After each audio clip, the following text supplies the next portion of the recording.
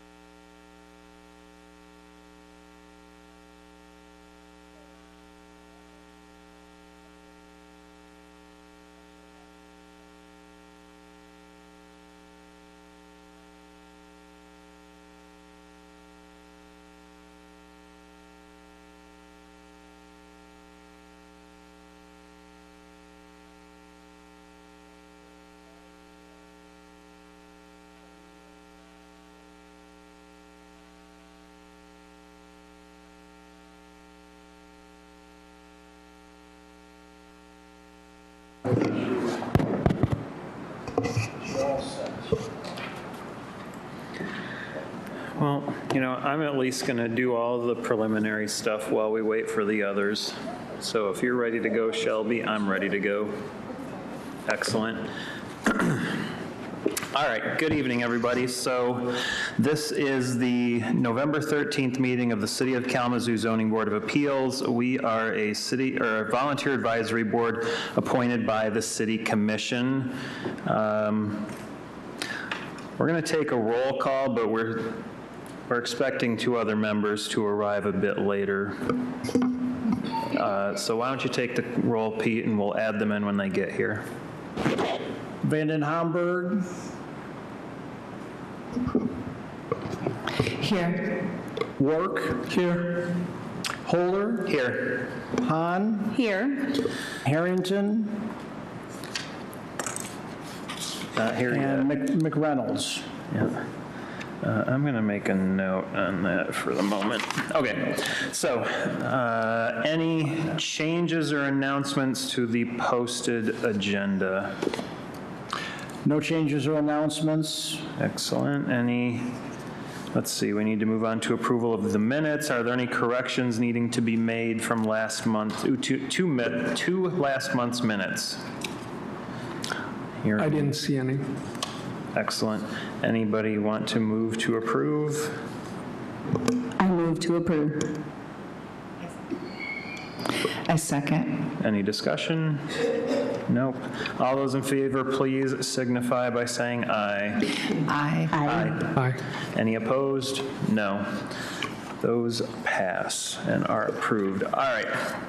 So this is the meeting procedure, and I'll mention something towards the end that may come in be important here at a certain point. Before we open the public hearings tonight, here is how those will all go down. For each of the applications, the secretary, or one of us, who is not the secretary, will read the request into the record. The applicant or representative will then have 10 minutes to come up and to make their presentation, make whatever remarks they want. You'd step to the podium, state your name. You're probably going to be asked to repeat it and repeat it slowly, and also give your address, and then you have 10 minutes to say whatever it is you need to say. 10 minutes is not a lot of time, so you should probably get to your main points and work from there. After that, public comment will follow. Same procedure will be done. Come to the podium, say your name, say your address, except you have 3 minutes. If 10 minutes is not a lot, 3 minutes is even less, and we're going to be somewhat difficult on and when I say difficult, we're going to make you stick to the 3 minutes. So make your points and make sure you get to the main ones. From there, we'll be calling comments. Callers may dial 888-382-9556. During that period, your remarks will not be recorded. They will be live. At that point, the public hearing will close, and the board will state and vote on a finding of fact. This vote is not a decision on the request. It is only on the finding of fact itself. The board may then ask questions and deliberate over the finding of fact, asking it of the speakers, of staff. I suppose any of the community members who spoke may also have questions asked of them. At that point, there will be a motion to approve. Usually it's a motion to approve the request, at which there would be a roll call vote, discussion, that sort of thing. You'll kind of see how it works. We are normally a board of 6 members, and you need 4 affirmative votes for any request to be approved. There are only 4 of us sitting here, though, and some of you may prefer to wait out until there is a 5th and/or 6th member here in case you think you're going to have a problem. I have heard from one of the members, and she is on her way. Okay, so that would bring us to 5. That's probably Ms. Harrington. That would bring us to 5. Again, because you need 4 for approval, nobody's going to bat an eye if you prefer to wait till the next hearing if there are only 5 of us. So, hoping Ms. Harrington appears real quickly. Why don't we have hers read in, have the first, I guess I should take that back. Why don't we take a moment and figure out who's going to go first? Because I'm not sure which one of these are going to get any pushback from any of us, because we haven't discussed it yet, obviously. Let me just make a quick phone call. Yep. Okay. So everybody sit tight.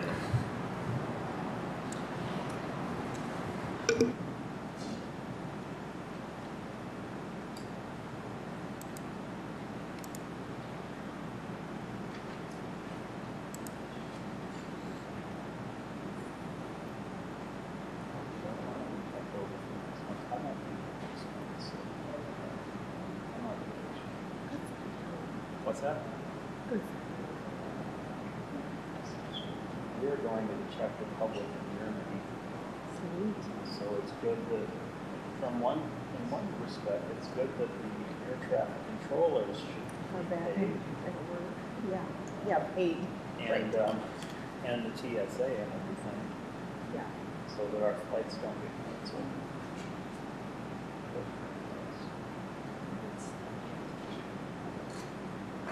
We've never been there. We've been to Germany.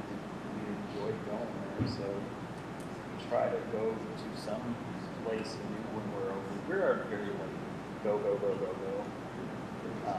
So we tend to go to like 1 or 2 or 3 countries at a time. And Europe is really easy. Right? So we'll go to one place and fly into one place and fly out of another. but we've been to hearings before, so it's, we gotta have it in other countries somewhere. Yeah, my kids are all old.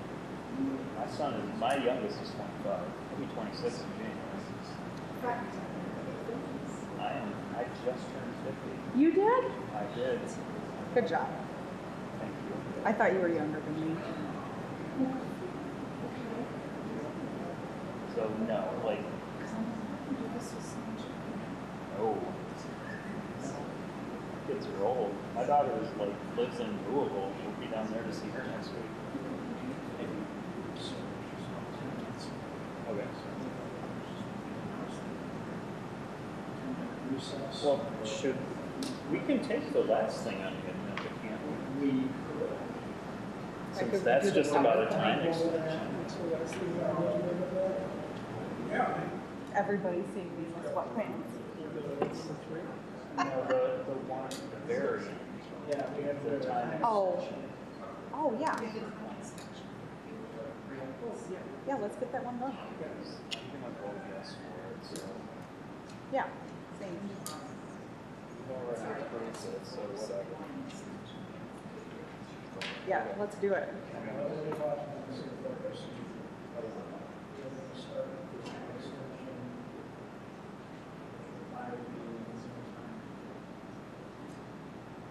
That's good.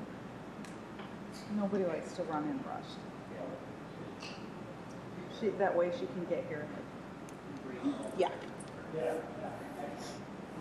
And it moves us It gets us closer to night.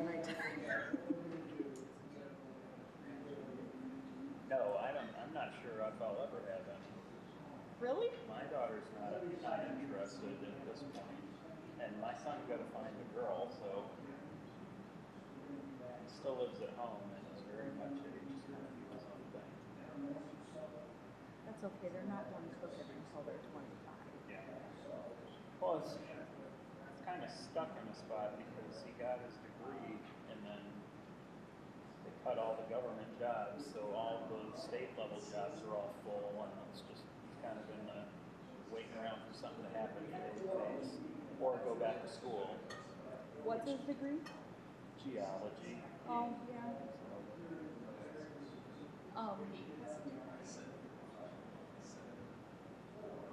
Well, if there were city jobs open, he applied for some, but got filled by people, which is fine. I think there's like 2 geology staff jobs at Western too. 2. Yeah. They're full. Yeah. So he's got to figure something out, but he's got time. I didn't graduate law school until I was 31, so he's got time. Yes. We can make an announcement. Okay. Switch the order around while we're waiting for the board member to show up. This isn't like a true public hearing. No, there is no public hearing. It's just a, if the board feels they have just cause for a time extension, then you can grant the time extension. Excellent, thank you. Okay, so while we wait for another member to arrive, perhaps in about 10 minutes, we're going to take the one that doesn't actually, we're going to take them out of order and go to what is number E on the agenda, which is the ZBA number 251121 regarding 1421 North Pitcher Street, where Graphic Packaging International is requesting a 6-month extension for the 2 building setback variances granted by the Zoning Board of Appeals December 12, 2024. The extension would give them until June 11th, 2026. Okay, so they're literally right on the edge of expiring. Okay.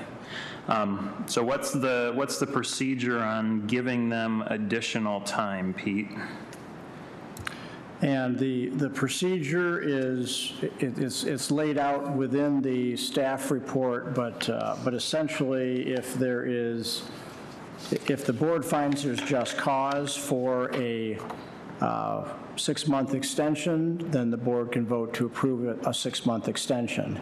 I did look up the last one of these we did. It was in 2021. It was for the River Caddis apartment complex development on Gull Road at Gull and Harrison there.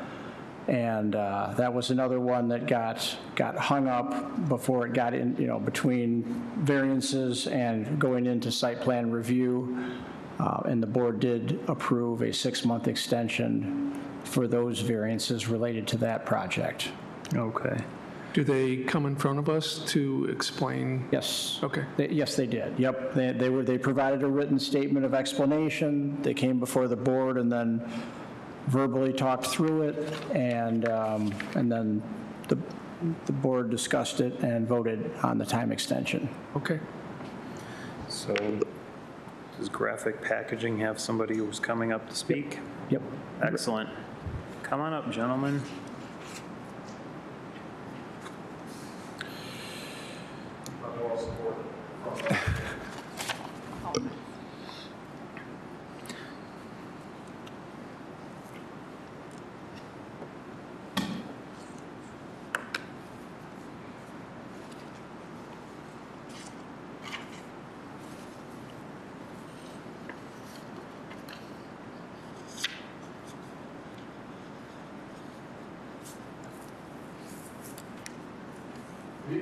Good evening. Can you guys hear me okay? Yes.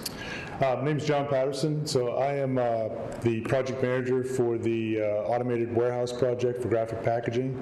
I work for our corporate engineering department. So you see on my address, I'm out of South Carolina. So I'm here to chat with you about what's going on in our company, give just a couple brief explanation of why we're asking for the extension. As you guys know, when we presented for the variances, we're in the process of designing automated warehouse project, which will reside on that 1421 Butcher Street. Since that project, we're actually in got a lot of projects going on in graphic packaging. We actually just started up a brand new greenfield paper mill in Texas. Started up about 3 weeks ago. Completing that project, finishing that one up. We also are building another automated warehouse, so we purchased 2, one in Texas in our Texarkana plant, and also the facility that we're going to build here in our Kalamazoo plant. We've also had a surprise, so we had a regulation change in our Macon paperboard facility where we're having to install a waste treatment system that was not in our capital plans, and it's about a $90 million project, and we have a deadline to get it complete. So because of all that, we have shareholders, we have a capital plan, and with tariff pressures for some of our equipment which is coming from overseas, cost of finishing up this paperboard facility, we had to make some decisions around some of the optional items in our capital portfolio, one of which is the RW projects. The environmental project in Macon is not adjustable. It's got a targeted deadline with the state of Georgia. And so at that point, we have to make some hard decisions about where are we going to move our capital spending. And the only project that's not in construction is the Kalamazoo ARW project. So where we are currently in our process, we are continuing engineering. We were here this week to do design review. We're at a 65% design engineering review, so we're well along the way. Our intention is to submit for site plan review end of first quarter of next year, and we were planning to actually submit for site plan review this quarter. We're at that spot. We've got enough information to do that, but we're going to actually continue to develop that engineering, have everything finalized. We'll actually submit pretty much what's final plans for the project in the first quarter. So there won't be too many changes other than what might be requested of us. And we will actually be working through that site plan review in the first quarter, second quarter of next year with you folks. And then we begin construction, site civil construction will begin in the spring of 2027. Not going to start digging in the dirt till it gets a little bit warmer. Not going to start in the wintertime. So significant amount of civil work and piling work for the obviously heavy warehouse, so we'll start in the spring and do that. And then we will be beginning that construction project and run it to completion. That's our current plans. Excellent. Did you say you were going to submit your site plan review first or second quarter of next year? Yes. Yep. And then that's got to be approved before you start your Correct. construction? Yes, we'll actually start in the spring of '27 is our current starting plan. 6 months going to be enough? And so I was going to say, that was my question, is this 6 months enough? So maybe Pete can talk about that. What's the timing on all of that? Is 6 months enough, do you think? Well, actually, we spoke briefly before the meeting, and yes, you know, as long as the site plan review process is started by Graphic Packaging before that 6-month deadline hits, you know, then they're set to move forward. Because once they enter site plan review, that activates, that shows that action's been taken on the variance, that the project is now moved to the next review and approval step. So, yeah, it's very feasible for them to, you know, to get things wrapped up and get into site plan review within this 6-month window. It's not a shovel in the ground that's going to trigger that, it's the Correct. site plan review, okay. Correct. So I don't know if that was your thought, Gary, but that was my thought, is that going to be enough to put a shovel in the ground? Excellent. Anybody else have any other questions? Do we just take a roll call vote, or do we need a motion to approve that? It should be a, yeah, we should put a motion on the table to approve this, and that is in the recommendations in the staff report. You know, there is no real staff comments for a time extension. It's just a matter of the applicant presenting the facts to the board and the board rendering a decision. So somebody make a motion. Go for it. I make a motion to approve the ZBA 25-1121 property at 1421 North Pitcher Street. Graphic Packaging International is requesting a 6-month extension for the 2 building setback variances granted by the Zoning Board of Appeals on December 12th of 2024. This extension will make the variances valid until June 11th of 2026. I second that. Excellent. Do we need a roll call vote on that? Probably. Yes. Vanden Hamburg, Yes. Wark, Yes. Holler, Yes. Hahn. Yes. There you go. Approved 4-0. Thank you very much. Congratulations. Have a good evening. Yes, thank you for making the trip up here. You're welcome. Thank you very much for having us. All right. Now we'll maybe put a pin in things to await another member.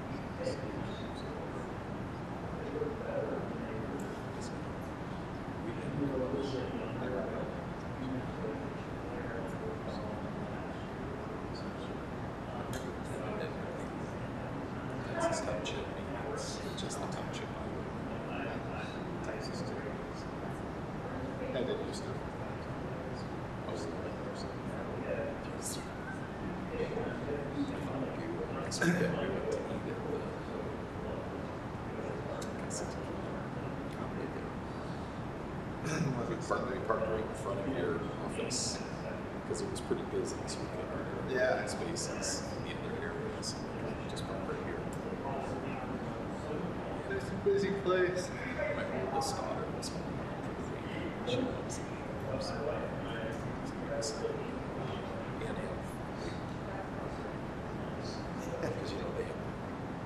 regulars. So they have like a giant wireless fence. And I made the mistake. Second or third time we went there, I was like, yeah, just give me the big one. I brought it, and I'm like, oh my God.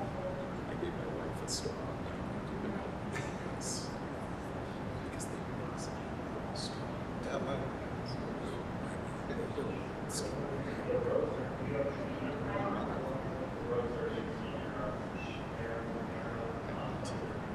it's one of those.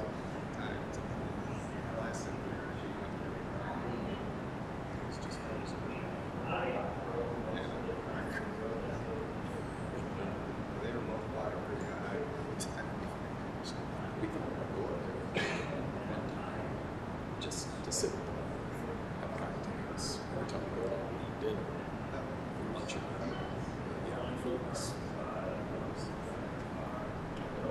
we actually put people in there.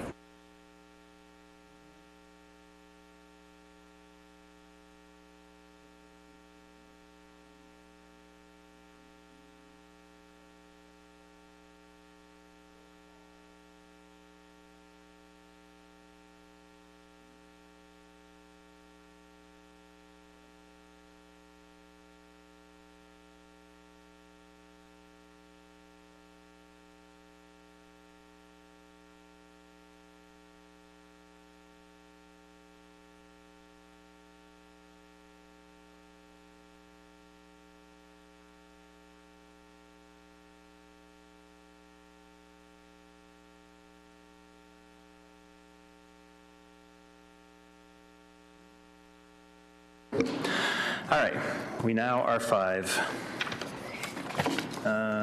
We did the last one already on the agenda, so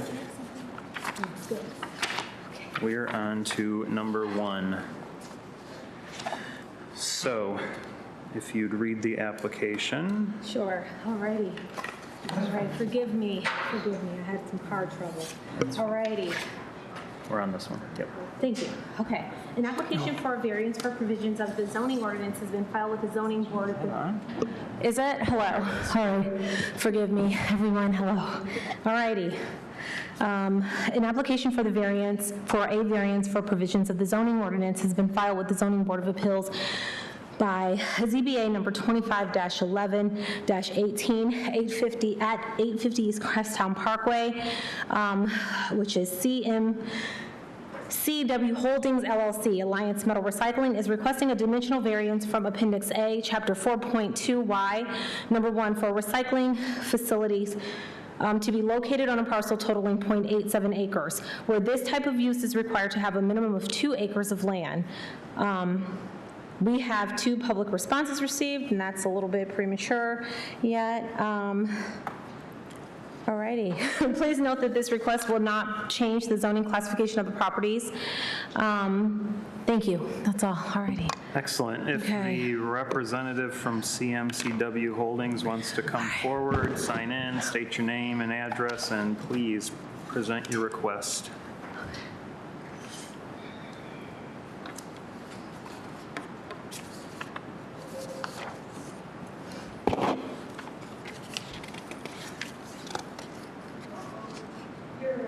Here is running out of ink.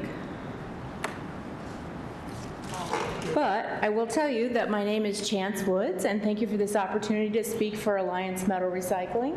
Hey, Pete.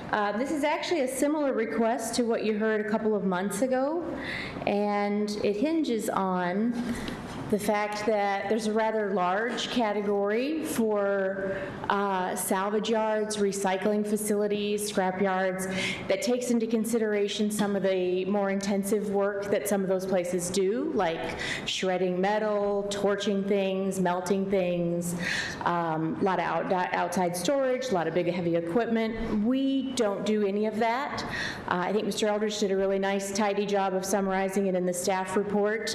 We have a very, very simple business model. We basically just acquire recyclable materials, we sort it into categories, we repackage it into larger lots for sale to a buyer, and we ship it out. So we don't do any heavy-duty processing. Additionally, we do it all inside the building.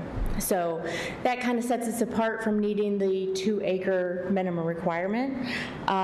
Additionally, we've been in business in Kalamazoo since 2019, and up until this move, we have been operating out of a much smaller facility, so this is a big improvement for us as a business. That location was less than half of the interior square footage that we currently will be having. It was roughly, I would say, 1/10 of the outdoor space. So while we were able to operate successfully in that space, this is going to be a lot more breathing room, a lot more growing room. It's also a big step up for the building. So previously this building was an aluminum foundry. They were melting aluminum and pouring it into cast to make new products. We won't be doing anything that intensive there. And so that's a pretty good summation. I know it's been very brief, but if you have any questions about what we do or how we do it, I'd be happy to take them. Perhaps in a bit. Brief is good, though. Thank you. I appreciate it. Did you need her name repeated, anybody? Chance. Excellent, thank you. Interrupt you for a minute. Why don't we announce that we're going to bring our alternate up, Jack Rubin? Bring him up right now. Sounds great. So we're going to add, we do have our alternate in the audience, and he was going to come up and join us because we're not sure if Mr. McReynolds is going to join us tonight. Jack, come on up. Come on down. And obviously, the secretary has appeared. Yeah. You want me to move? No, you're fine. Thank you. All right. Once he gets up here, Pete may make some staff comments.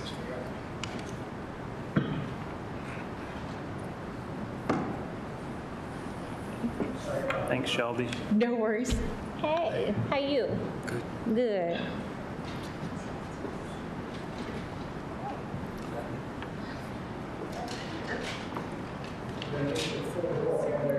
Yeah, thank you for coming, because All right, now that we're resituated, Pete, did staff have any comments on this request?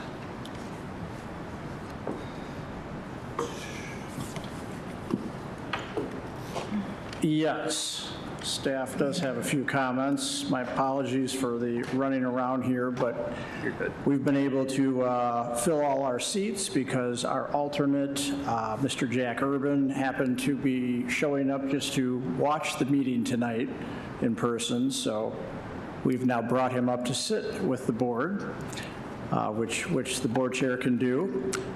This particular request, as it was mentioned, it is less than the 2-acre allowance. What I really wanted to bring up was the way the ordinance is worded. So the ordinance is very protective when it comes to certain types of land uses, and that's where the fencing of the facility and this 2-acre minimum comes into play. And the way that category is worded, it covers scrap and salvage operations, storage of inoperable vehicles, and recycling facilities, and wrecking and towing services. So that group of uses all have to have a minimum of 2 acres of land area and be fenced. Now, most of those uses mentioned, you would assume involve a lot of outdoor storage, specifically for inoperable vehicles in many cases, and that's not the circumstances with Alliance Metal Recycling. The last location where Alliance Metal Recycling was leased warehouse space on Palmer Avenue, and everything was completely within the building there, and it was a much smaller site, much smaller building. And now this new site offers a lot more space within the building to keep everything. So that's where what staff leaned on as far as going through the review criteria, that it really did not have any adverse impacts on the surrounding property owners, that it fit with the character of the area and the M2 zone district, and wanted to get back to the... So staff, is supportive of this request because we feel it doesn't fit the stereotypical use identified in the ordinance where these additional development standards come into play. However, we would like the board to place a condition on the approval if they go down that road that all the sorting of recyclable materials occurs within the building. Thank you. Before we turn it to the public comments, what was the address on Palmer? 2015 2015. Palmer Avenue. Excellent, thank you. You can probably go ahead and have a seat because somebody may come up and speak in favor of it. Somebody might speak against. I will now open it to the public hearing. Those in favor of the request may come up and speak. You have 3 minutes to do so at the microphone. Going once, going twice. Oh, I know where that is. Okay. There's like a auto body. Sorry, I can say that later. There's like an auto body shop in that area too. I know where it is. Excellent. Nobody is speaking in favor. Anybody wish to come forward and speak in opposition? Once, twice, no. Are there any call-in comments? And I'm checking for the call-in comments right now.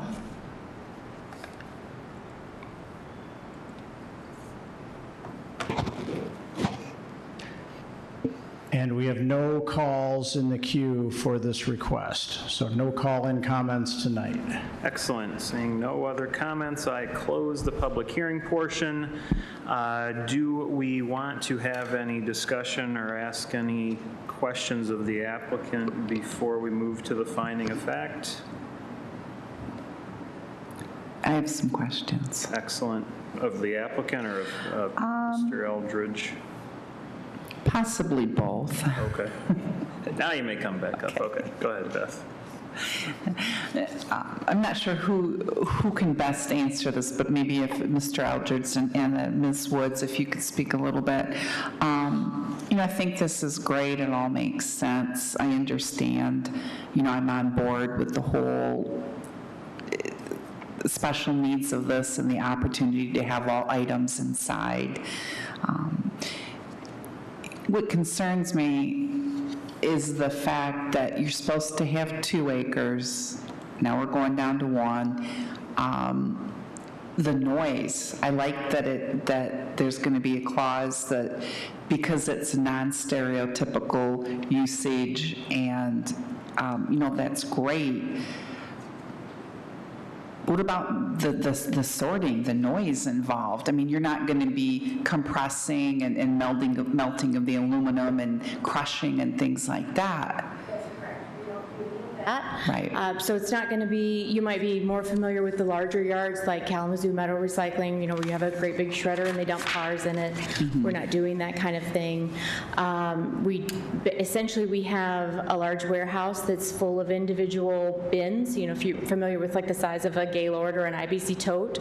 And so you'll have, this bin has alternators in it, this bin has starters in it, this bin has copper in it. But we're not actually taking an alternator off of a car. are. We're getting those. We get our materials two primary ways. We go to accounts and service them, so like auto repair shops, larger mechanical contractors, plumbers, electricians, and we do pickups there and take it back to our warehouse and sort it. We also have accounts that will bring material to us, and those are just also, again, mostly tradespeople, mechanics, electricians, plumbers. You also are available for community members to come in who maybe are doing home renovations and have some wire that they've got, or they're cleaning out their garages or repairing their own cars. But no, the noise would just be essentially moving things from one bin to another or loading them onto a truck. Thank you for the clarification. That's great. Okay. I'm assuming 2015 Palmer has got different zoning than, which is why we're getting a request for a variance here as opposed to over there. This, that would be in the M2 zoning also, the general manufacturing. The reason that there was not a variance at the Palmer location is because it is a large site with multiple tenants in this warehouse building. Honestly, I don't know offhand if it's 2 acres. It is a massive. It's got a lot of building, yeah, and is it Dura Metallic, whatever the name of that company is now? Flowserve? Flowserve, yeah. Across the street. So, yeah, so the only other thing I wanted to mention, the difference between that other request, the Flowers Automotive Recycling, is that there was a use variance involved with that case because that was the M1 district, and this is the M2 district. So this is not the light manufacturing. This particular property is already in the general manufacturing, the heavier manufacturing zone district, M2. So we are simply talking about this acreage minimum. For that zone district, or is it, can you help me understand? Yes, we're talking about just the acreage minimum for certain types of land uses that are typically, that's the right term, typically involve outdoor storage, typically involve inoperable vehicles in most cases, or automotive parts storage that in many cases is outdoors. And I was that's why I was reading that definition of what falls into this category, requiring these additional requirements of fencing of the facility and the 2-acre minimum. And for the zone, not for the business. The zone, if you do this type of business in this zone, it has to have 2 acres. No. So these types of businesses have 2 additional development standards they have to meet, and the one is the 2-acre minimum, and then the fencing around it. If you're asking where are recycling facilities allowed to be located, it is the M2 zone district. So that's why last time for Flowers Automotive Recycling, they had to overcome that hurdle of the use variance first. Does that clarify it a little bit better? I think so. Excellent. Any other questions before finding of fact? Mr. Eldridge, I would just for the sake of clarity in the notes, what I hear you saying is that let's see, Alliance Metal Recycling, they are already in an M2 for the heavy industrial. Correct. They are a permitted use in the M2 zone district. Okay. We are just talking about development standards that apply to this particular type of use. But she's saying they don't need that much space. Right. But yeah, that's, yes, because of the way their recycling operation. Yeah. That's what I'm asking. Yes. Yeah, that's what I was asking. Yes. Yeah, okay. Excellent. Okay. Sounds like you need to make a motion on the finding of fact then. Okay. Oh, yeah, you can go ahead and have a seat again. Thank you very much. Thank you. Okay. I move that the finding of facts for 850 East Crosstown Parkway shall include all information included in the notice of public hearing dated October 29th, 2025, and the agenda packet staff provided for this request. 13 notices of public hearing were sent, and 2 responses were received as follows. Ronald Weiser, owner of 833 East Crosstown Parkway, provided a letter opposing the request. Kevin Howard, or Lewis C. Howard Incorporated, owner of 844 East Crosstown Parkway, provided an email of support. A public hearing was held before the board and public comments were accepted, and below is the overview. All right, CMCW Holdings, on behalf of Alliance Metal Recycling, Representative Ms. Chancewood spoke about the organization, the facility. Essentially what they do is they acquire materials that are no used for recycling, such as trucks, metal parts from remodels, housing, things like that. They are requesting a smaller space because this new operation doesn't need to have a full 2 acres. It's not going to be the traditional scrap yard with acres and acres of broken down metal trucks and parts and things like that. What's kind of tricky with this, according to staff, and it all makes sense, they meet the requirement, or they could have less than 2 acres. It's very viable for them because their scrap salvage is going to be much smaller, and everything that they have is going to be inside. The items that come to them are going to already be broken down. So you're going to have people coming in with parts and pieces of, I guess, copper, metal, things like that. It's not going to be broken down trucks that they have to take into a crushing machine and pack everything down. They are going to be receiving parts and pieces, or they're going to send their trucks out to their customers, pick things up, bring them inside, and then put them in bins. So it's not going to be giant, semis and forklifts and the smashing and the crushing and the melting of metals. Staff also recommends that, if the variance is approved, that all sorting must occur within the building. There can't be any sorting outside. 0 people spoke in favor, 0 spoke in opposition of the request, and there were 0 call-ins. And just as a friendly reminder, as an FYI, that this property is already in the M2 designation, that it's already in a heavier industrial usage area.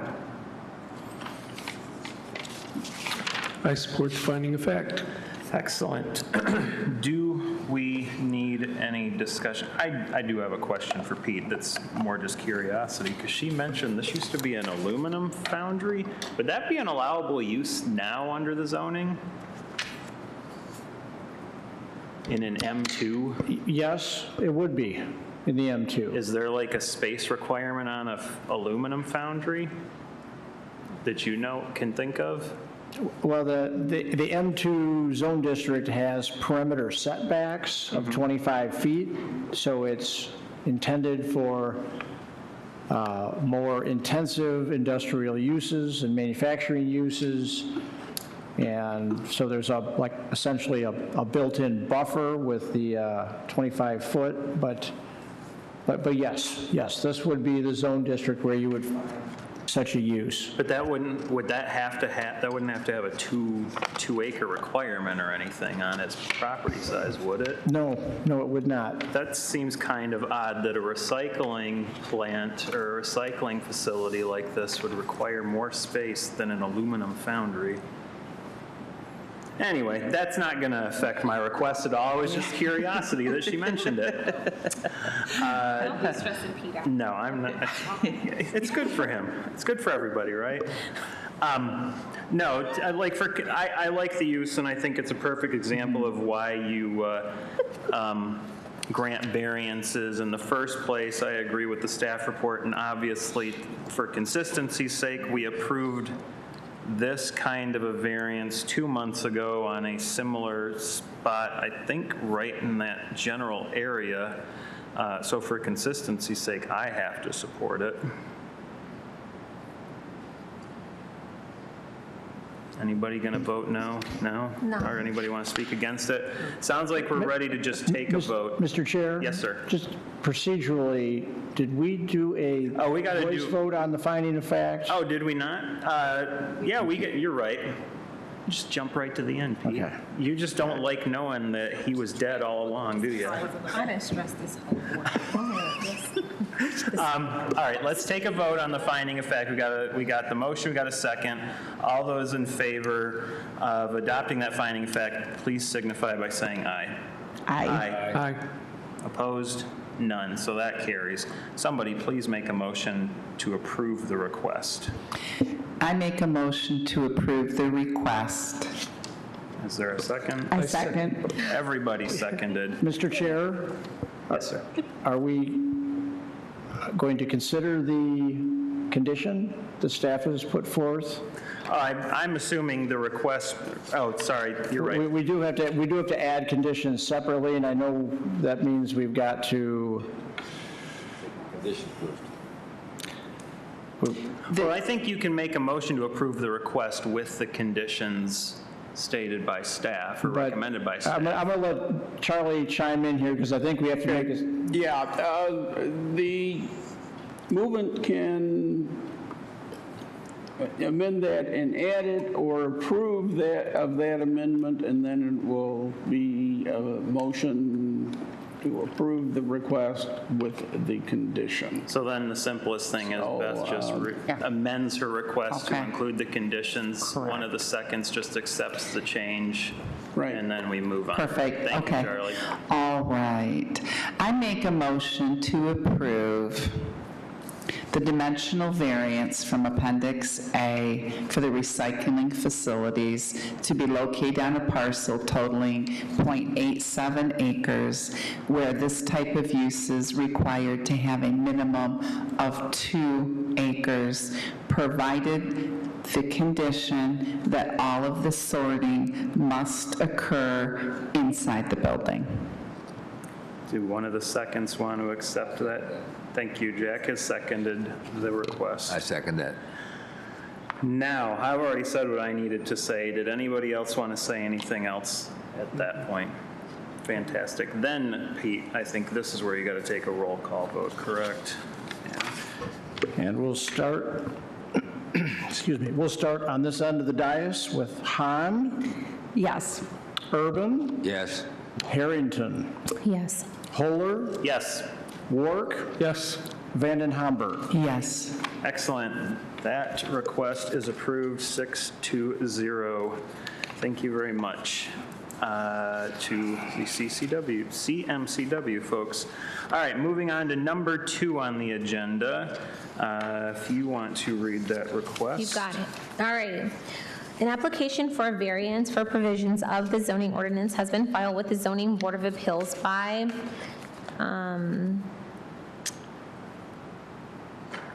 ZBA number 2511-19 at 1015 and 1021 East Michigan Avenue, and 502 and 524 Riverview Drive, and 1014, 1018, and 1024 Sherwood Avenue, Indian Trails, Inc. The applicant is Indian Trails, Inc., and they are requesting the following variances. Number one, a use variance from Chapter 50, 50-4, 4.412H to authorize the expansion of the Indian Trails facility and bus storage into the west half of the property at 524 Riverview Drive, where oversized vehicle-related businesses are not permitted. Number two, a dimensional variance from Chapter 50, 50-8.5A, 3A, to authorize installation of a new chain link fence along the property frontages of Riverview Drive and Sherwood Avenue, where chain link fences in the front yard is prohibited in all zone districts. Number three, a dimensional variance from Chapter 50, 50-8.5C, 1A, to authorize installation of a 10-foot tall chain link fence along the property frontages of Riverview Drive and Sherwood Avenue, where only 6-foot fencing is permitted in the front yard areas. Please note that this request will not change the zoning classification of the properties. Excellent. Whoever is the applicant, please come forward, sign in, state your name, Indian address, Trails, Inc. and present your request. Anybody for Indian Trails? There we go. Before you start. 10 minutes. Appreciate seeing everybody.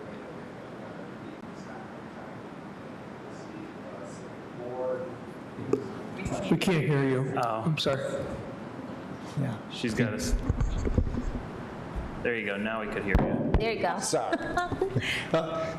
Just that watching y'all, the civic board, on their feet and acting proactively to get the meeting going this evening was nice to see. So. Thank you. You said we were entertaining. Well, maybe a little, but yeah, it was great to see, right? We didn't just shut it down, right? Excellent. So that was great and appreciated. My name is Carl Ryder. I'm with Nowak and Fraus. I'm here with Mr. Chad Cushman, president of Indian Trails, to represent Indian Trails on this request. We have reviewed the staff report, and as items, request number 1 and 2 go, briefly on number 1, in 2015, we did a project with Indian Trails where we did an expansion to their facility. I think, is everybody aware the property that we're talking about and has reviewed? At that time, there was the retail, retail structure on the corner of Sherwood and Riverview Drive that was not included in the variance requests at that time of the several parcels that make up the Indian Trails facility. So it was excluded at that time. We find now that actually half of 524 Riverview is within the fenced area, but 524 was excluded from the previous approvals. I think just to kind of bring that whole property right into some sort of inclusion is the appropriate thing to do. And discussing this with planning staff, further action may be to combine these parcels into one parcel so that we have a little bit easier time moving forward. So that's just kind of the quick background. I appreciate staff's support on item 2. Item 3, in reading the staff report, may or may not be supported by staff at this point, and the dimensional variance to the 10-foot height. Hopefully everybody can see the documentation that we provided, that there is an existing 10-foot fence now that bisects 524. There is an existing 10-foot fence that encompasses the whole entire Indian Trails property in its entirety. I'm going to let Mr. Cushman come up and speak to the importance of the security of that facility. Good evening. I'm Chad Cushman. I'm the president at Indian Trails. So if you're not familiar with Indian Trails, we're a family-owned company, and we operate from multiple locations throughout Michigan. We have the Kalamazoo location, then we're also based in Owasso, Michigan, and then we also have a facility in Romulus right near Detroit Metro Airport. In all instances, all of our facilities include 10-foot fencing around the perimeter. Contractually, and a lot of people are familiar with our business as a scheduled service operator, similar to what Greyhound does. We operate out of the downtown Kalamazoo facility as an example. What a lot of people don't know is that we're also a charter operator, and we maintain contracts with many different types of customers, and many of them are professional sports teams, NFL teams, Major League Baseball, NBA teams. Part of the requirement for contracting with those teams is buses have to be secured at all times, even when they are parked overnight. The reason we got those contracts is because after touring our facilities, they know that we have lighting, exterior lighting, we have security cameras at all locations, and we have the security fencing with gates that only people with employee badges or passes can get through. Right now, the Kalamazoo facility has a 10-foot fence all the way across Riverview up to the 524 property. On Sherwood, it has the 10-foot fence all the way up to that corner of the 524 Riverview property. So it would really defeat the purpose of what we're trying to do by only allowing us to have the 6-foot fence along that particular property, if you were to follow the staff's recommendation. For us, that one variance is the most important of the three. Without that, we probably wouldn't proceed with this entire project other than the demolition of the building, because we currently do have a 10-foot fence behind the 524 Riverview building that runs east-west and then north-south. So really, as you look at the plan, all we're trying to do is just bring that fence, extend it up to the property frontage, and of course secure that entire corner. And in doing so, obviously we're adding a lot of beautification, some additional pervious space that we didn't have previously. There's a lot of other benefits of allowing us to do that, but we can't do any of it if we can't maintain the security of the facility. Excellent. And with that, I'll also write my name on here so you guys have it. Thank you very much. All right. Are there any staff comments on the request? Yes, just a few staff comments related to this request. And I'll speak to the use variance first. And the one thing I wasn't able to ascertain is exactly how long Indian Trails has been located at this site. It goes back to the 70s. I believe it was 1974 or 1975 when our company acquired the property. Well before my time. I've been there for 26 years, but I know it was well before my time. Okay. I knew there had been a number of upgrades and improvements over the years and properties added to the operation. But I could not figure out, how far back does this really go? So that explains it. Okay, so we're... And if I can add, so we're a 115-year-old family-owned company. We're third generation. And in 2025, this year, we were voted #1 best bus service by USA Today, comparing to all bus companies in the entire country, including Greyhound and Flixbus and Megabus. So we're pretty proud of that. Great. Well, yeah, so thank you for adding that, filling that historic gap in for me. So, so we just talking about the use variance, the 1,000-square-foot building was mentioned on the corner. Metro PCS, I believe, was the last tenant that was in the building. So this use variance is related to removing the building and allowing this use that works with oversized vehicles to expand into that footprint of the corner. And what will be in the footprint of the corner will be additional bus parking spaces, a total of 4, along with a substantial amount of green space being added with tree and shrub plantings. And that was part of the reason why staff was lending support for the use variance, was because of the pre-existing nature of the facility, the prior approval that had been given in 2014 for the last expansion that was done on the bus repair building.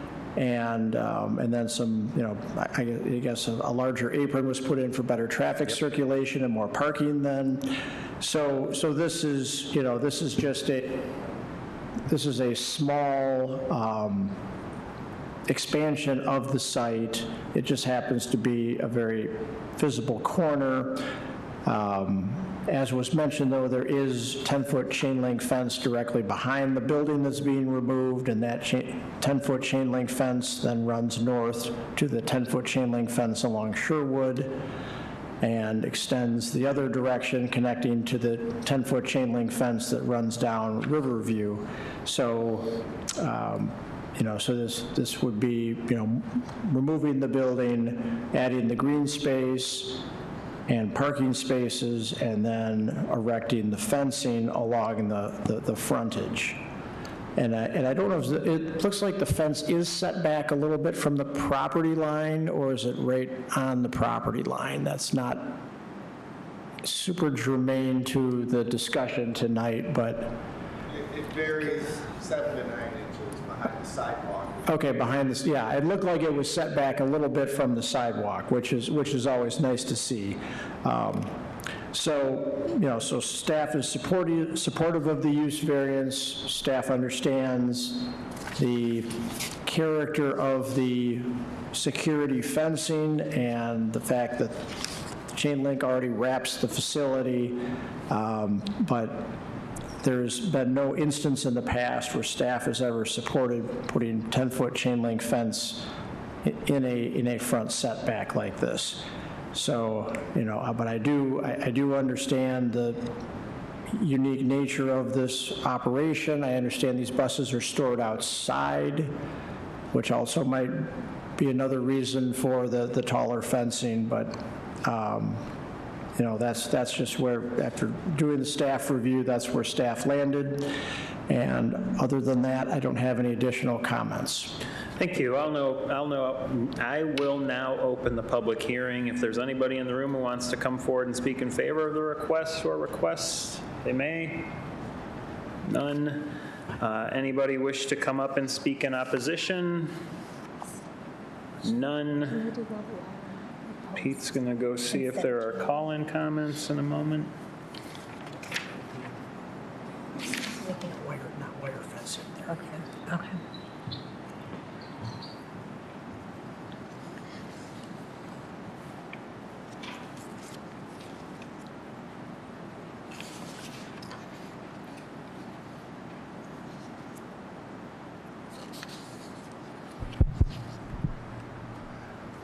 And we're checking for any call-in comments at this time.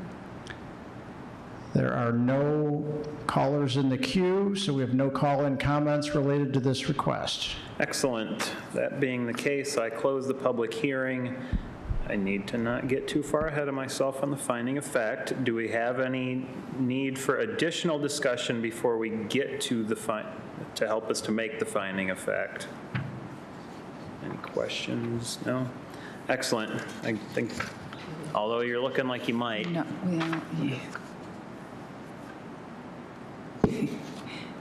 actually, I do. Go for it. Because I'm just not feeling so good about this.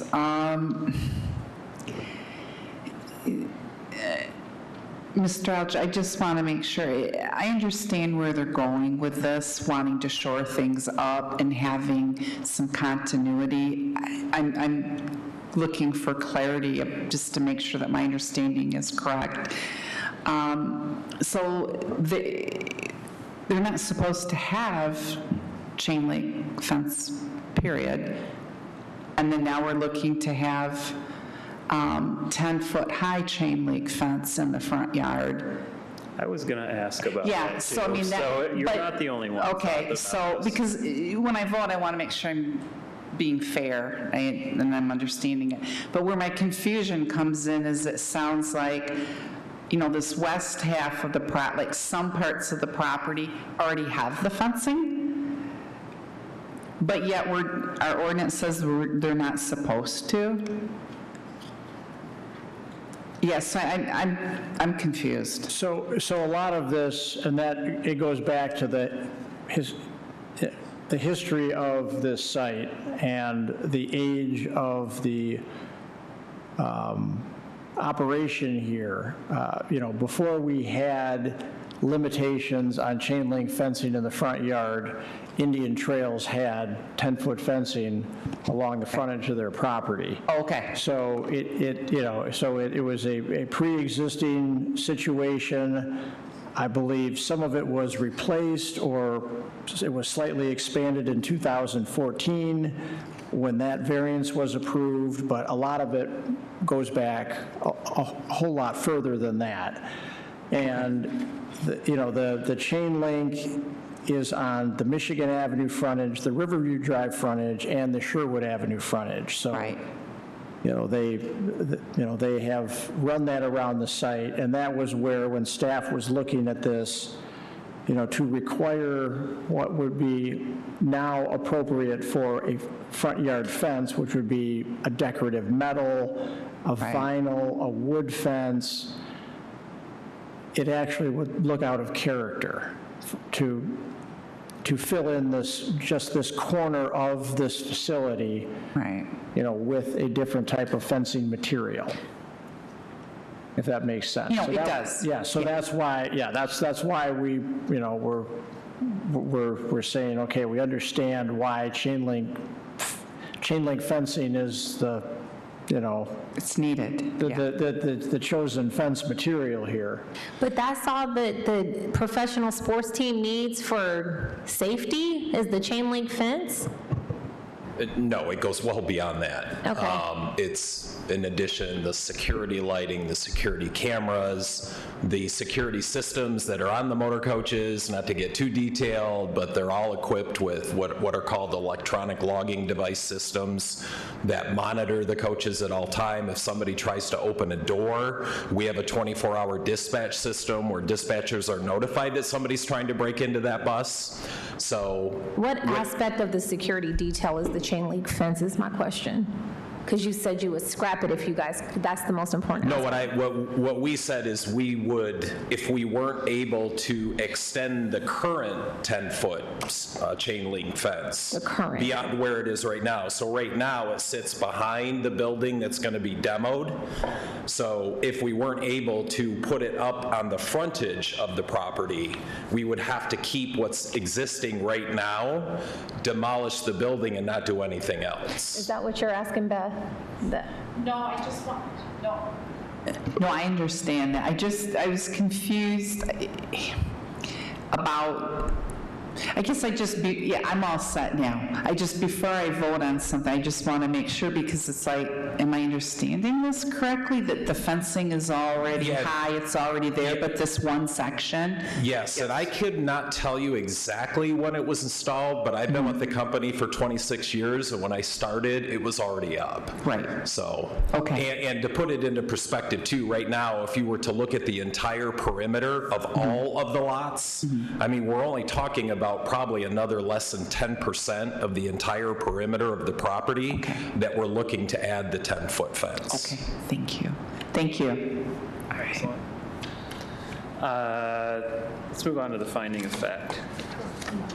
Who's our finding of fact person? That's you. Take it away, Gary. The floor is yours. I move that the finding of facts for 1015 and 1021 East Michigan Avenue, 502 and 524 River Drive, 1014, 1018, and 1024 Sherwood Avenue shall include all the information included in the public notice dated October 29th, 2025, and the agenda packet staff provided for this request. 46 notices of public hearing were sent out. There were 0 responses. Public hearing was held before this board. Public comments were accepted as additional documents and voice messages as follows. There were 0 speaking in favor and 0 speaking against, and there were 0 call-ins. For Indian Trails, Mr. Carl Ryder spoke on behalf of Indian Trails, and he had mentioned that the facility opened its doors in Kalamazoo in 1974. There had been a lot of previous work done, and now they want to combine parcels and turn everything into one property. Mr. Chad Cushman also spoke on behalf of Indian Trails. He mentioned that all facilities have a 10-foot fence, and that's for security purposes. Contracts with clients must ensure security because there are many sports teams that contract with Indian Trails.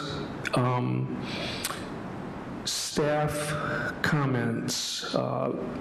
Staff supports the use variance. They like the green space. They like the fact that there were prior approvals on this property, and this is a small expansion scope of things. But staff does not support the 10-foot fence. However, there is a 10-foot fence already on site, and it has been grandfathered in, and it covers the majority of the property. And I think Mr. Cushman said that they only need about another 10% to complete the 10-foot fence surrounding the property. And that is the finding of fact. Thank you. Anybody? Thank you, Gary. Nice job. Excellent. Any second on the finding of fact? I'll second it. Excellent. Let's take a vote on that before I run off on and start saying my opinion on things, because we have to do this one, I think, in a very dedicated way. All those in favor of adopting the finding of fact, please signify by saying aye.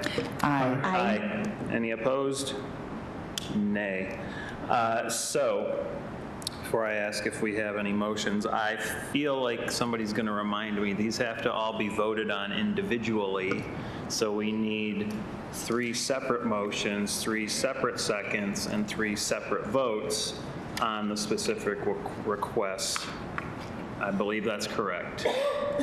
So whoever is going to make the motion, and I would ask for that motion, you can make 3 motions, and whoever's going to second, I guess if you want to second them all, you can. If you're going to second 2 of them, you can, or we can do these one at a time. Just do them one at a time. Yeah, if I could just comment on that, it would be good to make the motion, second the motion, have the discussion, talk about the justification or lack of justification for that variance, and then vote on it, and then repeat that process with the next one, because we have the use variance, and then we have the 2 fencing-related variances.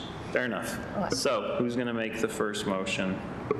I make a motion to accept the use variance request for Indian Trails 1015 and 1021 East Michigan Avenue and 502 and 524 Riverview Drive, 1014, 1018, 1024 Sherwood Avenue. I've said too many. All right, I'm doing the first one, so which address should I? My only reason for chiming in is you said accept. You make a motion to approve the variance? Make a motion to approve. Okay. Yep, but I know there's a whole bunch Right. of addresses. So to approve it, she needs to read number 1 there. And that's what I'm just getting ready to do. Thank you, Excellent. Mr. Eldridge. Okay.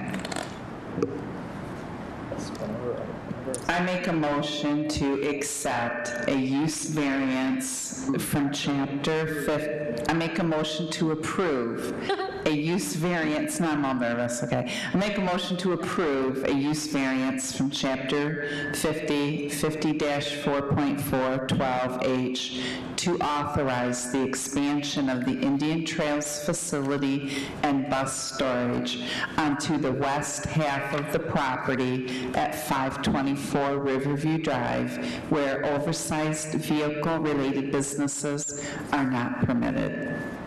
I support. Excellent. So any discussion needed on this one from anybody? Hearing none, jumping to it.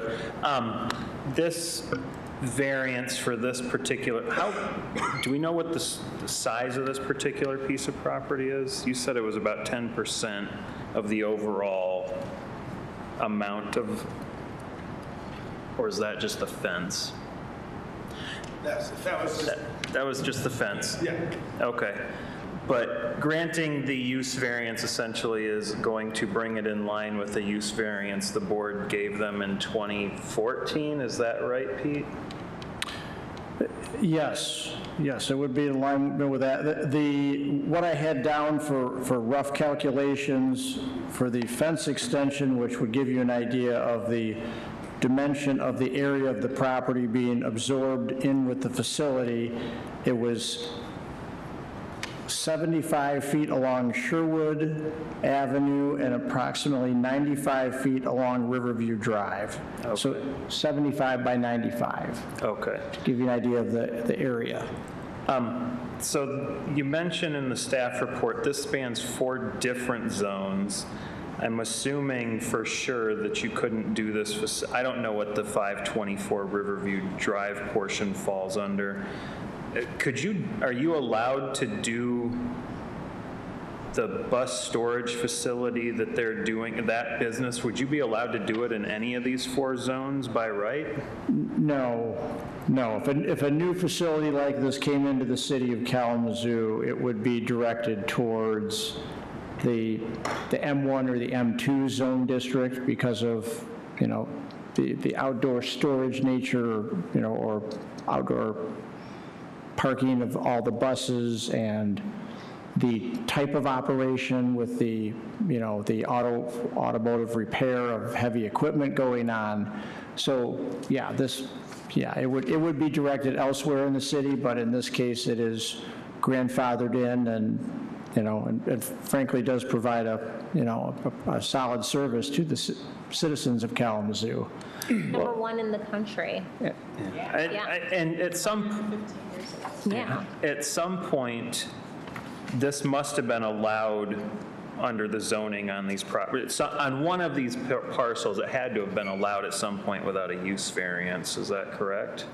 So the property south of this, that's closer to the railroad tracks, was formerly in an M1, which is the limited or light manufacturing zone district. So I would speculate that if we go back, 3-4 decades, the manufacturing zoning probably extended further north down Riverview Drive. Okay. Excellent.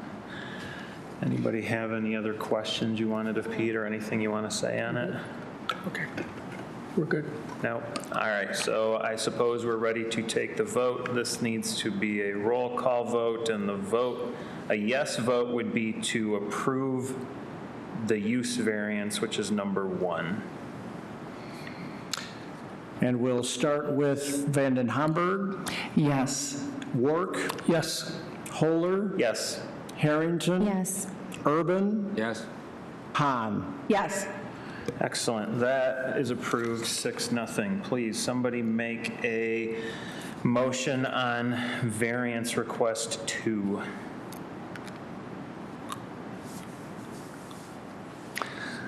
I move to approve ZBA number 25-11-19, number 2, a dimensional variance. Excellent. I second. Excellent. So This is about allowing a chain link fence in a front yard where chain link fence is prohibited in the front yard in all districts. Okay. And they're in a weird spot because they've got how many front yards?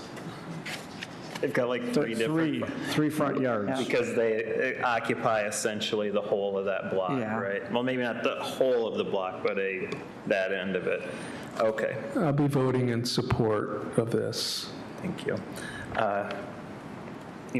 Anybody want to speak about it one way or the other? Me too. If we don't, it's going to be ugly. I think we need to do it. Yeah, it's already there. Ugly if we don't. You know, it's already there. Yeah. They're good customers. Yeah. Okay, so That I would agree with. Pete, you want to take a vote, or Mr. were you Urban? adding anything? did we get a second on this? We did have a second on it, absolutely. Thank you.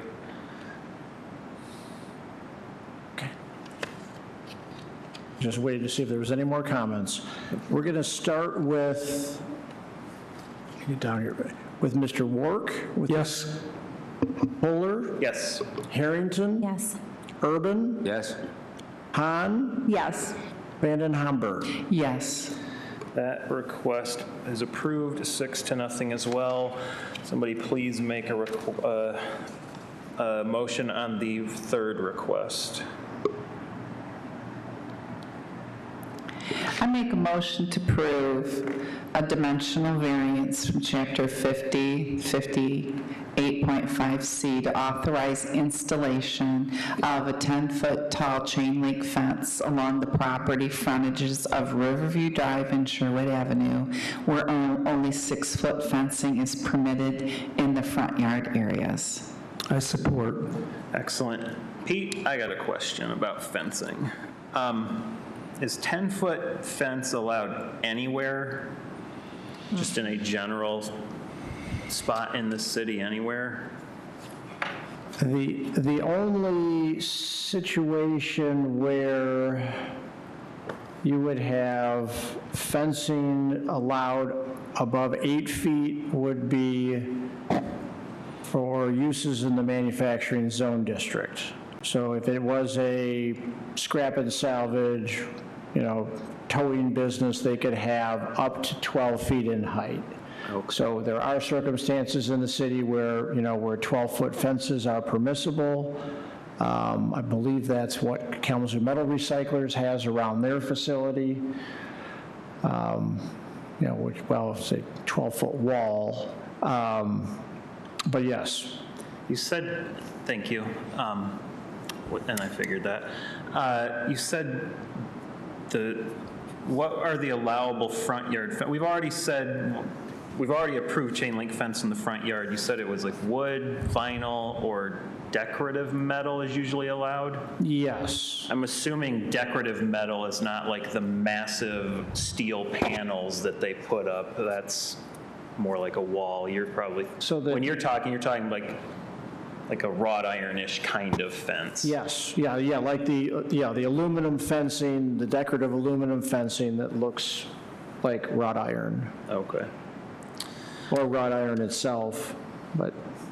Did those people in the industrial areas, is it by right, or did they all have to come in and get variances? The 12-foot, It's that's by right? By right. Okay. By right. And we did have, where else did we allow taller fencing? Hatfield and Lake Street, there was a variance for that trucking operation. It has frontage on 3 streets. It's right next to Juliana's Restaurant. Mm-hmm. Yeah. And that was. Oh, is that the one with like basically it's like these big metal panels, right? Yeah. Is that the one? Yeah, but that came in for height variance. But that is in a manufacturing zone. That is definitely not decorative fencing. It's not cute. No, it is not. So, yeah, there are some examples out there. There's not many, but there are some examples out there. But we've already figured that they probably have, at some point in the past, it was allowed and they did it, and they're just wanting, okay, I got Kind it. of grandfathered in. What's that? Yeah. Grandfathered in, yeah. I support it. Excellent. I have no other questions on it. Did anybody have any discussion they needed to make? No. Thank you. Pete, why don't we move to the vote then? And we'll start with Han for this vote. Yes. Urban, Yes? Harrington, Yes. Polar, Yes. Wark, Yes. Vanden Hamburg. Yes. Thank you. That is approved. 6-0. Congratulations. Congratulations, gentlemen. Oh, goodness. All right. Yeah. Yes. You look beautiful. Yeah. All right, let's move on to number 4. All right. 4? No, it's number 3 3 on our agenda, sorry. Thank you for keeping me honest. Here we go. An application for, should I get going? Yes. All right. An application for a variance for provisions of the zoning ordinance has been filed with the Zoning Board of Appeals by Isaac Ogola. ZBA number 25-11-20 at 1327 Sherwood Avenue. Mr. Ogola is requesting a use variance from Chapter 4, Section 4.1 to increase this adult foster care group home from 6 residents to 10 residents, where medium group homes, 7 to 12 residents, are not permitted in this residential zone district. Hey, will this change the zoning? Haha, no, leave me alone. No, please note that this request will not change the zoning classification of the properties. Thank you. Would the applicant or their representative please come up to the microphone and speak in favor of the request? Also say your name and make sure and write down your name and address.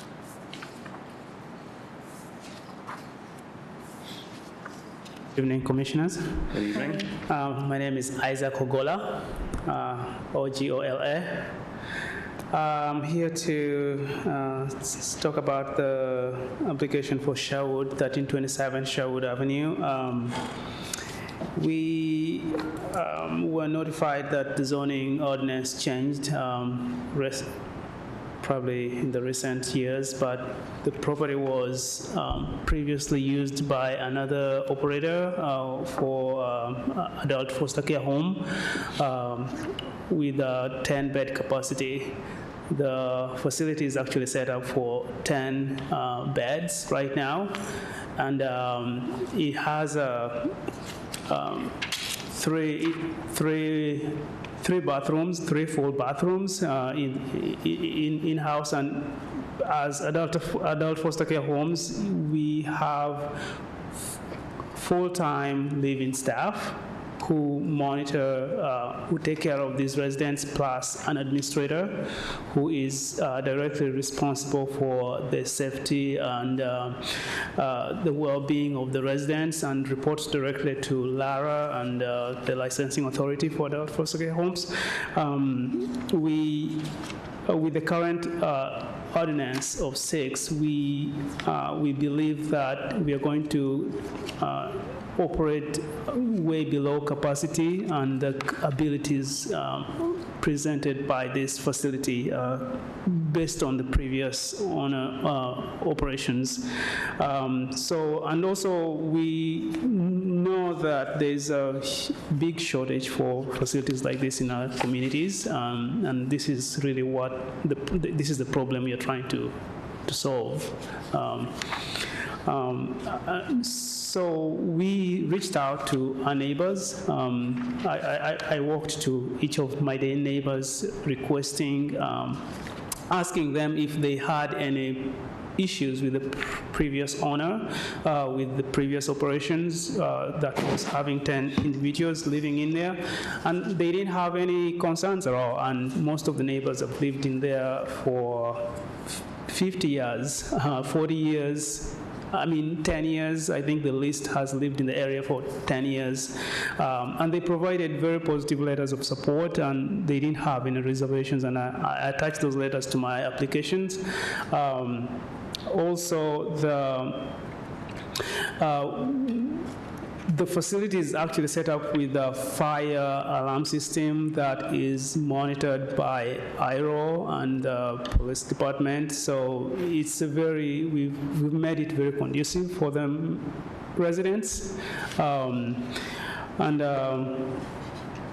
I was particularly pleased by the board staff for putting together a very beautiful report on this facility, and I believe that the current use, the proposed use, is in line with the strategic goal of the ordinance.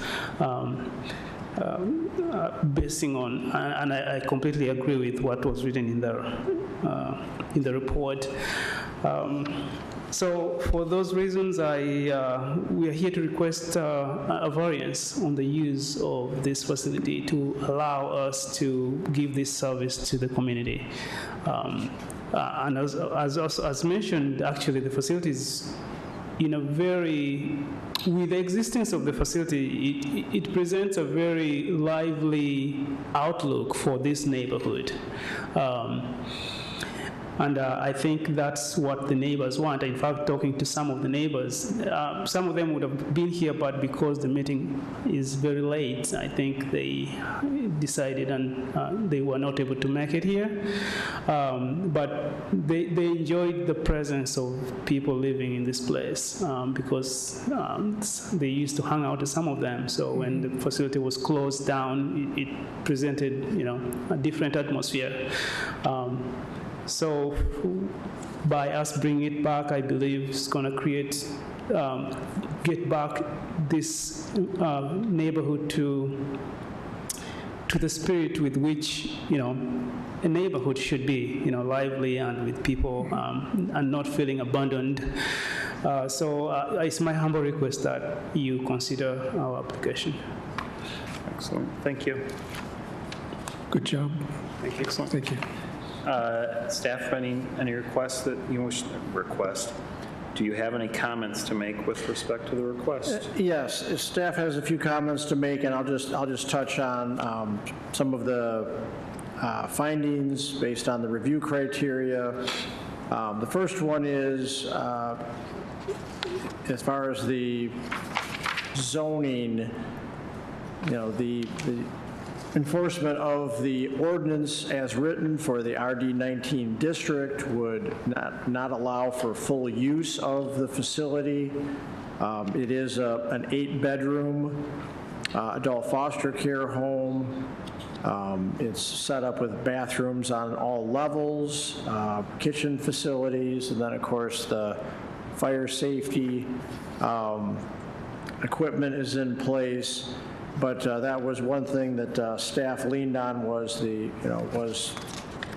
existing floor plan and what it was built out for as a special circumstance, and also the history of this. So, from what I could find, this just happened to be one of those months where I was digging for historical facts on the Indian Trails site. And then this particular property, so what I could find was at least, that there was an adult foster care operation there for the last 35 years. And so I looked at the old ordinance, trying to make sense of how did this come to be, that it's essentially would fall in the medium adult foster care group home category. And it looks like, the way the old ordinance reads, that adult foster care was permissible, wasn't specific to small, medium, or large group homes. So, I think what was going on there was a legal conforming use for many years up until 2023, when the prior owner decided to shut the facility down and let the license expire.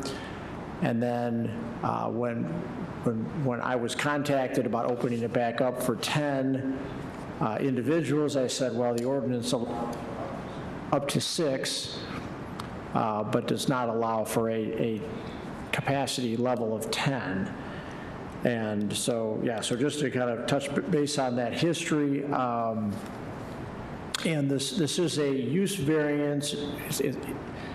Even though we're talking about a numerical standard here from 6 to 10, because those are different use categories in the land use table, that's what makes this a use variance, because we're going from a small group home to a medium/large group home, which is the next land use category. So that's why it's a use variance and not a dimensional variance. And other than those comments, I also wanted to note, because we have had other adult foster care homes before us that have asked to expand the numbers in the past, this particular site is not buried in a neighborhood like there was one previously in the Burke Acres neighborhood that was way, way down a residential street. This one is across from an apartment complex. It's roughly two blocks from East Main Street, so it is very close to a main thoroughfare, which were other supporting items that staff leaned on, looking at the review criteria in order to support this use variance. So we do not feel it is out of character with the neighborhood, and the letters of support, which 2 of those letters are from the immediate neighbors that abut this property, and then there are 3 other letters that were submitted for residents that live also in close proximity to this site. So staff is supportive of it. Thank you. Excellent. Thank you. Thank you. We can just probably skip over the people in the room making public comment, because there are none, other than the person you brought with you and the person you brought with you. If you want to come, what's that? They can come up and speak. So let's see if there's any call-in comments. That's where I'm trying to get to. It'd be a good civic engagement. Come up and speak on all of them. Yeah. She should put that on her college apps. She can. And we're checking for call-in comments right now. And there is no call-in comments for this request. Excellent. Seeing no further comments, I close the public hearing. Before we move on to the finding of fact part, I did want to ask the applicant, so it's an adult foster care facility, so what are the general ages that would be in that home? It would be anywhere between 18 and 80 years old. Okay. Yeah. Okay. So whoever needs support, we welcome them. I'm assuming some of them may be kids who aged out of regular foster. When I say regular foster care, I mean, at times we would have such that population too. Okay. Yeah. Excellent. Thank you very much. I don't know who's doing the finding of fact on this one. Do you want to make a motion on the finding of fact? I move that the finding of facts for 1327 Sherwood Avenue shall include all information included in the notice of public hearing dated October 29th, 2025, and the agenda packet staff provided for this request. 48 notices of public hearing were sent and 5 responses were received, which is as follows. Number 1, David Kuhl, owner of 613 Dwight Avenue, in support. Jay Hickner, tenant of 613 Dwight Avenue, apartment 2, in support. Jack Page, owner of 617 Dwight Avenue, in support. Ramon Wagaman, owner of 620 Dwight Avenue, in support. And Maureen M. Bunnis, 1319 Sherwood Avenue, in support. A public hearing was held before the board. There were no public comments. And what was brought forward was that, from Mr. Isaac Ogawa, was that the current property was used previously as a 10-bed facility. It has 3 full baths and is built out for 10 residents. There are full-time live-in staff who are responsible for resident safety and well-being, and they are licensed and overseen by the state of Michigan. They want to expand based on the previous facility's capacity, because not doing so is an underutilization of the current, for what the building is currently able to, has capacity, thank you. So, and the current variance, this building has been in existence for over 35 years as an adult foster care facility, and it was historically legally conforming until the prior owner closed it in 2023. And the current ordinance only allows for up to 6 residents. So it's just, I mean, and the expanding it does not present a disruption to the neighborhood or, correct, thank you, the existing operations. Thank you, Remy. So that concludes my finding of fact. Nice job. Anybody second? I second it. There you go, Gary's your second. Let's take a vote on that, and then we can move to approve the request. All those in favor of accepting that as a specific finding of fact, please signify by saying aye. Aye. Any opposition? None. Somebody want to make a motion about approving the request?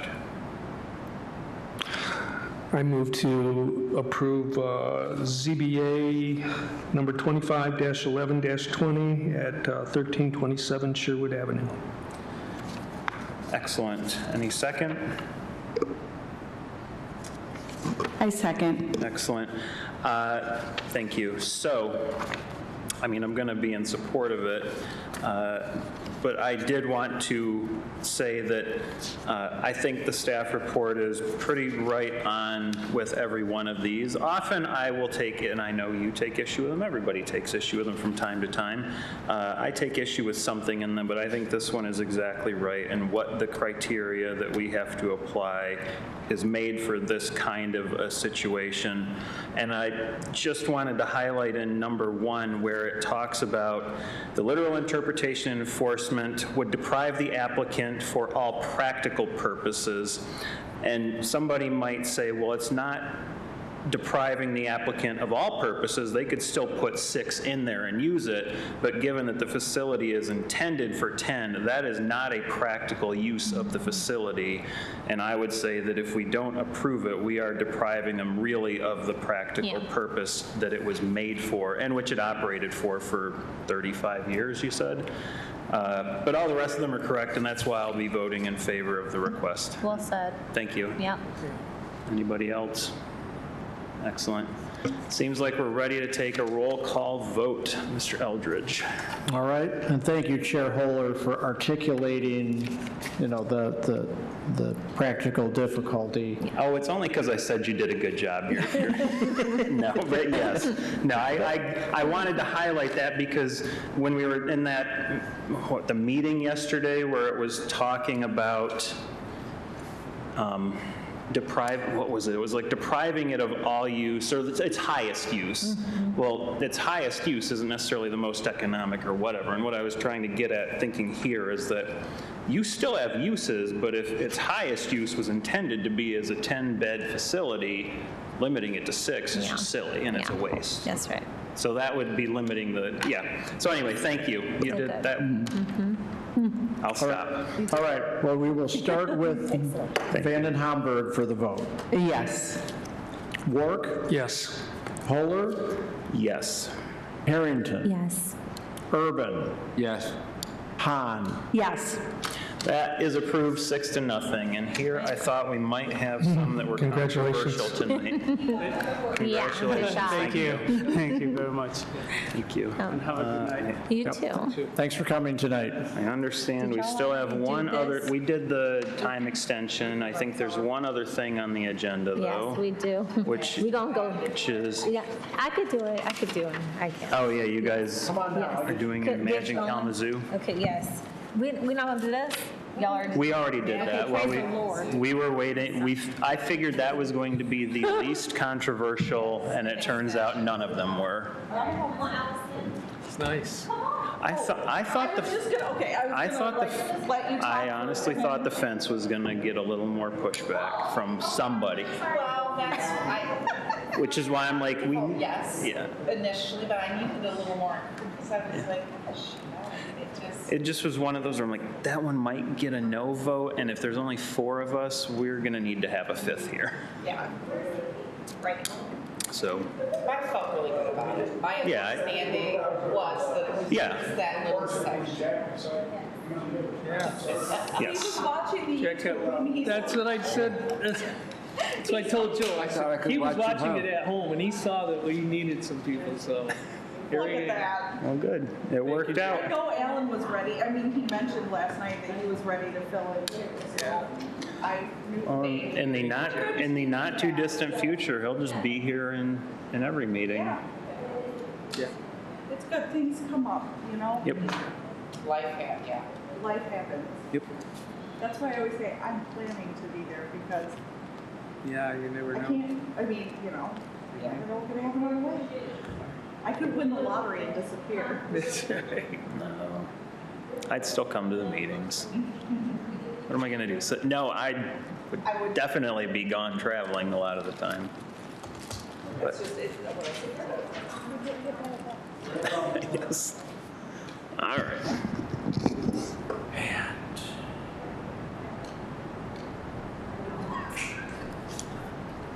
All right. All right. So. Okay, so here's. So how this is. The notes are here. So this is what you're looking at. That's what they're seeing over there. So they don't see. But they can see that part. Okay. All righty. So, yeah, so if you go through those, you can obviously, as needed, so you're, yes. Okay. And you can toggle there. I'm going to speed through this because I've already wasted enough time. Here we are. All right. Okay. Yeah, we're putting the Friday bag. Thank you so much for your graciousness. All right, are we getting going, Pete? We can go? All righty. So tonight, our zoning board, myself and Allison Hahn will be giving you a brief update on the strategic vision for Imagine Kalamazoo 2035. So we're there now. So Imagine Kalamazoo 2035 is a city-led planning initiative, and the goal of it is to establish a strategic vision and municipal plan that will guide our city policies, investments, and development through 2035. So the presentation is an update, and it is about 2/3 completed. All righty. So on the agenda, this was developed from public comment and staff review.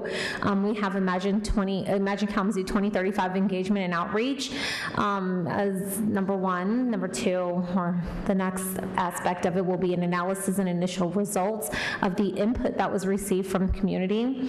The strategic framework, a happy, healthy city, and then next steps. Alrighty. Imagine Kalamazoo 2035. The planning started in, there's 4 phases. The first phase started in September of 2024. And so this is the timeline here. So it appears as though spring of 2026, we will have adopted this new framework for our city and this vision. It's really exciting. And so obviously this has implications for the work that we do here on the zoning board. This is our timeline, and we've already adjusted it on multiple occasions to make sure that we're giving ourselves the proper space to engage the community. The city's master plan, municipal plan, does not expire until October of 2027. So over the next few slides, you'll see an update on the outreach and engagement activities that were undertaken in the first 2 phases. We have done at least 4 of these different aspects of this Imagine It phase. We asked big, broad questions. When I say we, I'm talking about city staff and people that were participating on the strategic planning committees. Big, broad questions. What was transformative over the last 10 years? What remains an obstacle or a challenge? How do we use this information to look forward 10 years? So from now and 10 years from now, now, like 2035, which is so wild to me. Oh my gosh. Activity, I can't believe that. Like, we're planning for that. Activities include empowering residents to have meetings in their, on their own and share results with the city staff. The online version of all the studies, meetings with the boards, Happy City book reads. So they had the Magic Kalamazoo Reads, and that the author came here in town. It was all on the City Kalamazoo's Instagram and Facebook page. The Happy City book was a great success, and the number of members of our community who read the book or watched the TED Talk. It's not too late if you've not done either of these, and we're happy to share the link to the TED Talk. So maybe we can get that, Pete. I don't know how you'll provide that link to the TED Talk. Will you guys put it on the ZBA website or Facebook tonight? Maybe you'll put that on there. The link. I can't put that on the Facebook. Okay. I mean, well, somebody. I can circulate that. I can find it and circulate it. Okay. Well, we said it, so we should say we should. And if anybody wants to borrow the book, I have a copy, and I still have my copy if anybody wants. Yeah. All right, maybe you can tell us a little bit about it, Allison, too. Let me get up here. Okay, never mind. So the planet phase was using the information heard and imagine it. The planet phase reviewed and discussed loosely, what was discussed loosely was organized into goals. There were 5 public meetings across the city, 8 topic-specific meetings, and staff internal conversations. And it was asked, is this the right goal statement? Do we have enough information to define the goal and create the outcomes? All right, so those are the public meetings and the focus groups. Moving forward, there were 4,299 points of contact spanning over meetings on the go, pop-up engagement participants, presentation attendees, public meeting attendees, surveys completed, partner meetings and attendees, Happy City book read participants, and youth art projects. So there were nearly 4,300 points of contact across many opportunities. The lens that we use to move from engagement to refinement. Am I on 11 yet? Because it's almost your turn, ma'am.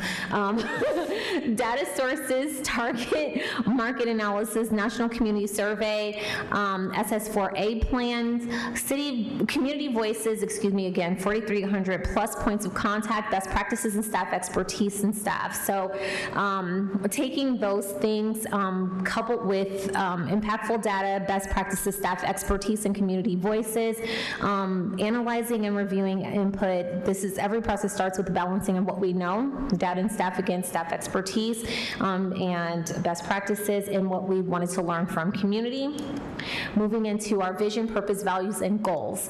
So the community vision describes what the community will look like and feel like in the future. City staff and community collaboration. Organizational purpose, it's why we do what we do. City staff has established that. The organizational values, shared expectations of ourselves and others, how we operationalize our purpose and implement the community goals. City staff has established that. And again, our guiding principles and goals, defining our future direction, direct resources and projects for the next 10 years. And that's a collaboration between community and city staff. The vision statement, this is beautiful. In 2035, all Kalamazoo neighborhoods are supported by sustainable, responsive, and accessible services that lift people up and bring our community together at every stage of life. That's a gorgeous vision. I love it. Moving forward. Organizational purpose. Our purpose is to provide essential resources, services, and exceptional customer service to ensure the well-being of our residents and sustainable growth of our city. And finally, my part's over. Our organizational values, integrity, learning, inclusion, customer service, accountability, teamwork, and safety. These were developed from staff conversations at retreats, and the internal organization will set us up for implementation success. This forms the base from which we work. All righty, thank you. Good job, Remy. Okay, cool. All right, and I will take over for the last of these slides. So our strategic vision framework, A Happy, Healthy City. We do not yet have the full document presenting a framework. We don't have the full strategic vision document yet, but it's coming to presenting the framework for a healthy, happy city.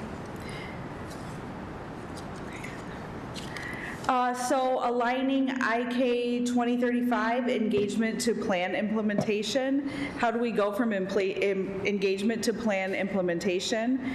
Engagement, we talked about this Venn diagram already. It is the combination of lenses we use to go from raw information and input to comprehensive vision. Our strategic vision is the North Star, all other plans aligning with it. And in 2035, we are spending more time to set us up internally to be successful with implementation. This is occurring in two ways. So in the CMO's office, so the, I'm sorry, there's too many acronyms in this, but the GSD, it lives in the CMO's office and looks at a plan, looks at plan actions and thinks about future budgets and capacity and how departments work together to achieve the community vision. And number two, department plans. They live in each department. Shorter term plans look out a few years to think through department specific budget and capacity to achieve the community vision. GSD and DP work align. It is an extra layer of organization, but it is intended to allow us to hit the ground running. Here are the neighborhood next steps, the engagement process, and the plan alignment.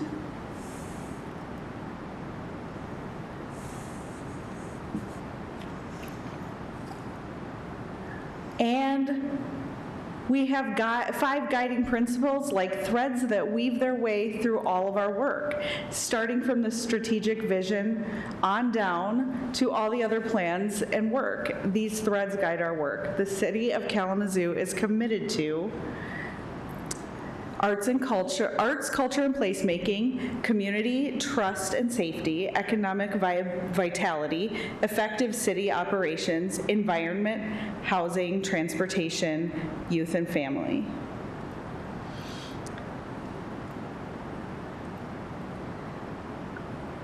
So adopting the strategic vision, the presentation of draft at City Commission, Planning Commission presentation, and February approval of the final document. That's what's coming next.